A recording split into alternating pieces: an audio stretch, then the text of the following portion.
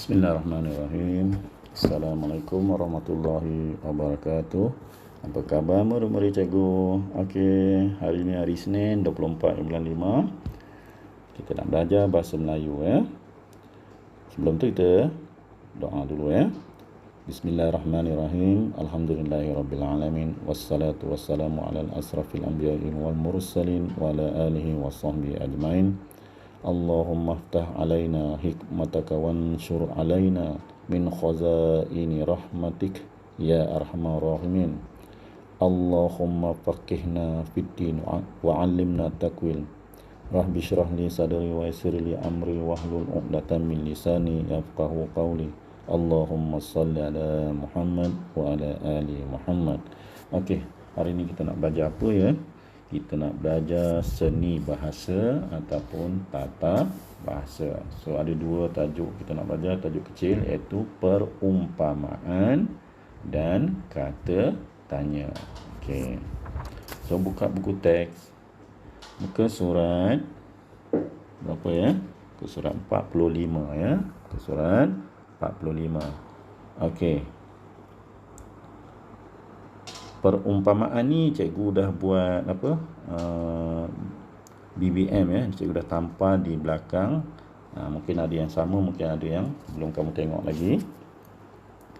Okey. Tumbuhan berbahaya. Mari kita baca sama-sama. Nabila sentiasa melayari internet untuk menambahkan ilmu pengetahuan. Dia tidak mahu menjadi seperti katak di bawah tempurung. Semasa melayari internet, Nabila terbaca tentang pokok duit-duit yang berbahaya. Pokok ini tidak sesuai dijadikan tanaman hiasan. Okey, tengok kotak yang kedua dia, tengah-tengah dia. Okey. Nabila pantas. So kena buat ayat lah apa? Nabila berlari dengan pantas seperti lipas kudung untuk memberitahu ibunya tentang bahaya getah pokok duit-duit. Berhenti di situ. Apa ni? Ibunya tidak menyangka ya. Okey, kita sambung. Ibunya tidak menyangka apa? Menyangka apa? Ibunya tidak menyangka pokok duit-duit boleh menjejaskan keselamatan keluarganya. Okey. Kita tengok yang seterusnya. Ibu Nabila gelisah. Gelisah. Kita dah belajar minggu lepas. Gelisah ni apa? Risau. Ibu Nabila gelisah seperti cacing kemanasan. Seperti cacing kepanasan. Berhenti di situ atau nak sambung pun boleh. Ibu Nabila gelisah seperti cacing kepanasan lalu memanggil suaminya untuk membuang pokok duit-duit. Tahu ke pokok duit-duit ni? Dia macam duit, macam coin, macam shilling, bentuk bulat melekat di pokok. Okey, tengok kotak akhir sekali. Bersungguh-sungguh. Sebelum bersungguh-sungguh kena letaklah siapa? Mereka lah, sebab 3 orang tu ya. Mereka bersungguh-sungguh bukan seperti melepaskan batuk di tangga. Mereka bekerja sama bagai aur dengan tebing ya. Mereka bekerja sama bagai aur dengan tebing. Cikgu dah ajar ni, bagai aur dengan tebing ni tahun lepas cikgu ingat lagi, cikgu ajar dah ni. Okey, tengok perkataan-perkataan biru ni. Perkataan-perkataan biru ni ialah perumpamaan ya. Dia bagi contoh itu seperti katak di bawah tempurung, seperti lipas kudung, seperti cacing kepanasan, seperti melepaskan batuk di tangga, bagai aur dengan tebing. Dia guna banyak perkataan seperti sahaja. Yang cuma yang akhir sekali ditulis diguna perkataan bagai Kita tengok contoh. Ni contoh juga ambil daripada internet ya. Apa itu perumpamaan? Dalam buku teks dia tak terangkan apa itu perumpamaan. Perumpamaan ialah peribahasa yang membandingkan sesuatu dengan sesuatu yang lain. Dia banding, perbandingan ya. Yang kedua, perumpamaan biasanya menggunakan kata bandingan seperti, bagai. Cikgu baca salah tu. Perumpamaan biasanya menggunakan kata bandingan seperti, bagai, ibarat, laksana, seperti, dan umpama. Itu ada 5 dia bagi ya. Bagai, ibarat, laksana, seperti, umpama. Tengok contoh dalam kotak. Bagai air titik ke batu. Ada maksud dia. Apa dia? Suka memberikan nasihat kepada orang yang degil. Bagai aur dengan tebing. Tadi kita dah baca tadi kan. Bagai aur dengan tebing. Maksudnya saling bekerja sama. Bagai Belanda meminta tanah orang yang tamak. Bagai dihiris dengan sembilu. Sangat pedih rasa hati. Bagai enau dengan dalam belukar. Orang yang mementingkan diri sendiri. Bagai inai dengan kuku. Persahabatan yang erat. Bagai kucing kehilangan anak, keadaan yang tidak tentu arah. Bagai lebah menghimpun madu, amat rajin. Bagai lidah biawak. Apa dia? Maksud dia? Kata-kata yang tidak boleh dipercayai. Bagai melepaskan batuk di tangga. Ada tak tadi? Bagai melepaskan batuk di tangga. Ya, ada tadi ya. Apa maksud dia? Membuat kerja dengan sambalewa. Apa maksud sambalewa? Membuat kerja lebih kurang je. Orang panggil apa? Buat kerja cincai. Tu panggil sambalewa. Ada satu perkataan baru kamu belajar sambalewa. Bagai pinang dibelah dua, iaitu pasangan yang sepadan. Okey. Ada contoh lagi tak? Kita tengok. Ya, ada contoh lagi ya. Ibarat abu di atas tunggul, kedudukan yang tidak tetap dan pada bila-bila masa akan dipecat. Ibarat anak ayam kehilangan ibu. Apa maksud dia? Rakyat menjadi susah kerana kehilangan pemimpin. Ibarat anjing kepala buruk, orang yang sangat dibenci oleh masyarakat. Ini digunakan perkataan ibarat ya. Ibarat burung, mata lepas, badan terkurung. Tiada kebebasan walaupun mengecap kemewahan. Contohnya burung yang dia dalam sangkar, itu maksud dia. Ibarat mencurah air ke daun keladi, perbuatan yang tidak berfaedah. Ibarat telur semangkuk, pecah sebiji, pecah semua. Apa maksud dia? Jika seorang ahli kumpulan mendapat susah, yang lain pun turut merasainya. Laksana bulan di pagar bintang. Ni tadi perkataan ibarat, sekarang kita guna perkataan laksana. Laksana bulan di pagar bintang. Boleh juga kita guna perkataan seperti bulan di pagar bintang, ataupun umpama bulan di pagar bintang. Maksudnya apa? Sangat cantik. Laksana bunga dedap, merah ada, berbau tidak. Apa maksud dia? Seseorang yang elok rupa parahnya tetapi tidak berbudi bahasa. Orangnya cantik tapi bahasanya dia cakap kasar, tu tak ada budi bahasa lah. Laksana kapur dengan kunyit, serasi ataupun rapat sekali. Laksana menatang minyak yang penuh. Bukan binatang ya, menatang. Menatang ni cikgu dah ajar dah tahun lepas. Menatang ni membawa sesuatu dengan kedua belah tangan dengan berhati-hati ya. Laksana menatang minyak yang penuh, melayan dengan sangat baik. Laksana pokok kayu tidak berbuah, ilmu yang tidak diamalkan. Dia ada ilmu tapi tak buat. Seperti anjing dengan bayang-bayang, bersikap tamak. Seperti anjing dengan kucing. Ini biasalah kita dengar ya. Seperti api dalam sekam. Ini pun cikgu dah ajar. Perbuatan jahat secara tersembunyi. Seperti ayam, kais pagi makan pagi, kais petang makan petang. Apa maksud dia? Kehidupan yang miskin. seperti cincin dengan permata, pasangan atau sesuatu yang amat sepadan, seperti katak di bawah tempurung. Dia dah tadi kan? Kita dah baca tadi. Apa dah maksud dia? Orang yang cetek pengetahuan. Okey, seterusnya kita sambung balik buku teks. Buku surat 46 ya. Kata tanya ya. Kata tanya. Waspada selalu. Waspada pun kita, perkataan waspada kita dah belajar minggu lepas. Apa dia? Berhati-hati ya. Nabila sedang membaca buku di dalam bilik. Ayahnya mengingatkan Nabila agar sentiasa berhati-hati semasa mengambil buku di rak. Rak buku itu agak usang. Usang tu apa maksud dia? Dah lama lah, dah buruk. Rak buku itu agak usang. Rak buku itu telah dipasang 3 tahun yang lalu.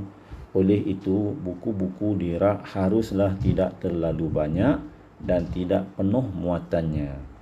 Menurut ayahnya lagi, objek tajam dan berat seperti gunting, pembaris keluli dan pasu bunga tidak boleh diletakkan di rak buku.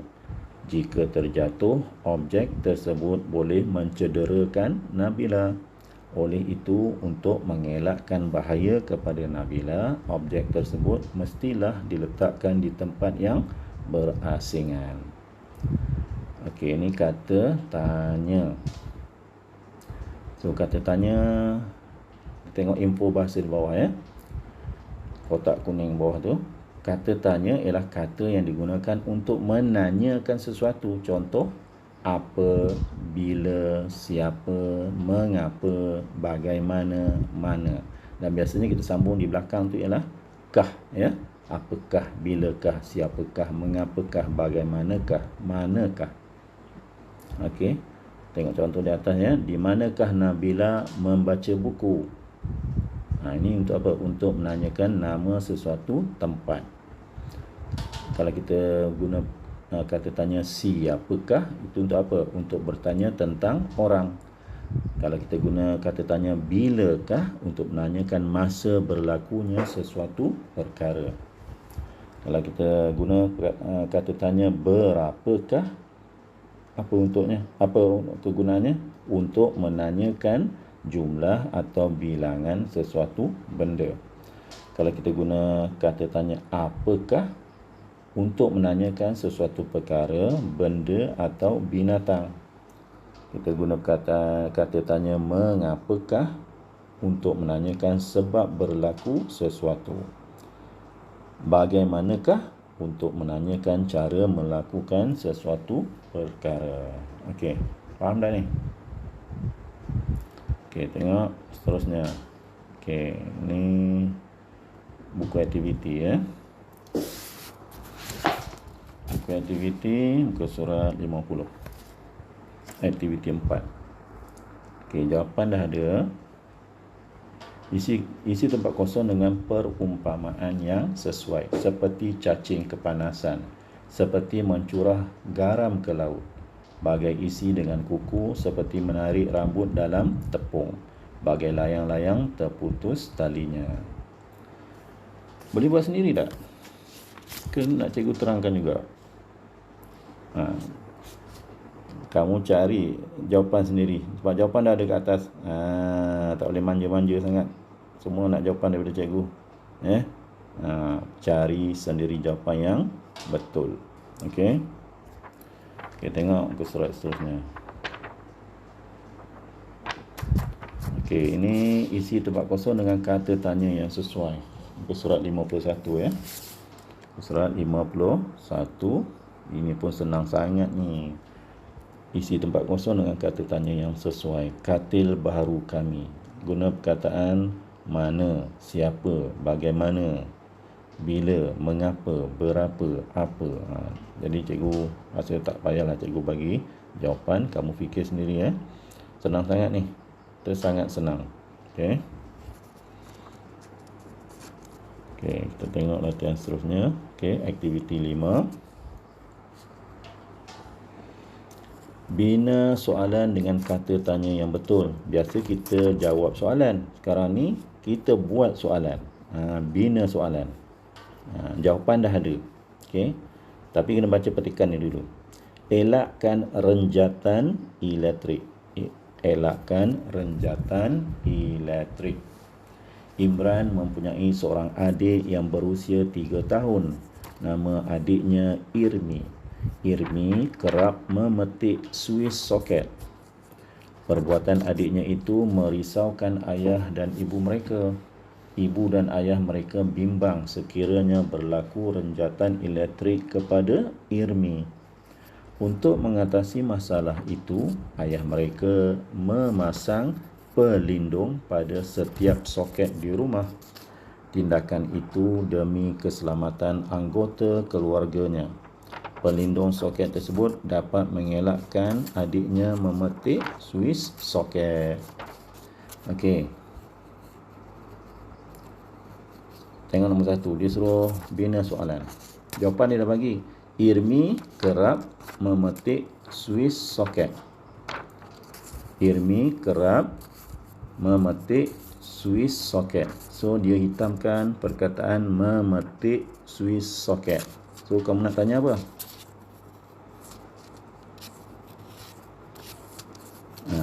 Tengok petikan di atasnya. Imran mempunyai seorang adik yang berusia 3 tahun. Nama adiknya Irmi. Irmi kerap memetik suis soket. Okey. So, kata tanya apa yang sesuai? Bagaimanakah? Kenapakah? Bilakah? Boleh tak guna bilakah? Tak sesuai kan? Ya, kata tanya apa? Apakah? Ya. Apakah yang kerap dilakukan oleh Irmi? Apakah yang kerap dilakukan oleh Irmi? So, jawapannya Irmi kerap memetik suis soket. Yang kedua, ayah dan ibu mereka berasa risau sekiranya berlaku renjatan elektrik kepada Irmi. Ayah dan ibu mereka berasa risau sekiranya berlaku renjatan elektrik kepada Irmi. So, yang dihitamkan ialah sekiranya berlaku renjatan elektrik kepada Irmi. Ya. Apa kata tanya yang sesuai? Ya, mengapakah? Mengapakah ayah dan ibu mereka berasa risau? Tu. Ayat tanyanya. Mengapakah ayah dan ibu mereka berasa risau? So, ayah tu kena guna huruf kecil ya. Sebab kita mulakan dengan mengapakah. Okey, yang ketiga. Untuk mengatasi masalah itu, ayah mereka memasang pelindung pada setiap soket di rumah. Untuk mengatasi masalah itu, ayah mereka memasang pelindung pada setiap soket di rumah. So, yang dihitamkan adalah apa? Memasang pelindung pada setiap soket di rumah. So, kata tanya apa yang sesuai? Bilakah? Tak sesuai. Kenapakah? Ya, bagaimanakah? Ya, bagaimanakah untuk mengatasi masalah itu? Atau boleh juga guna apakah pun boleh. Apakah yang dilakukan oleh ayah mereka untuk mengatasi masalah itu? Pun boleh. Bagaimanakah pun boleh. Apakah pun boleh. Okey, yang keempat. Yang last sekali, akhir sekali. Faedah pemasangan pelindung soket dapat mengelakkan Irmi memetik suis soket.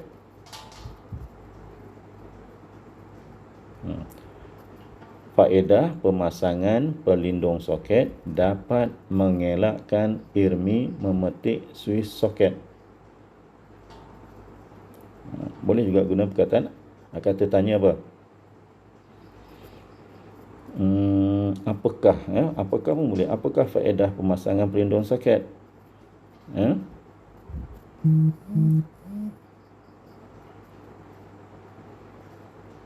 Ataupun bagaimana pun boleh. Bagaimanakah pelindung soket? Bagaimanakah kegunaan pelindung soket? Tapi yang sesuai adalah apakah faedah pemasangan pelindung soket ya. Okey. Itu latihan dalam buku aktiviti. Itu saja pelajaran kita pada hari ini. Tak banyak latihan yang cikgu bagi. Okey. Cikgu harap kamu dapat selesaikan semua latihan yang cikgu berikan ini, dan insya-Allah cikgu akan tanda dan semak bila kita buka sekolah nanti ya. Okey, sekian saja pelajaran kita pada hari ini. Assalamualaikum warahmatullahi wabarakatuh.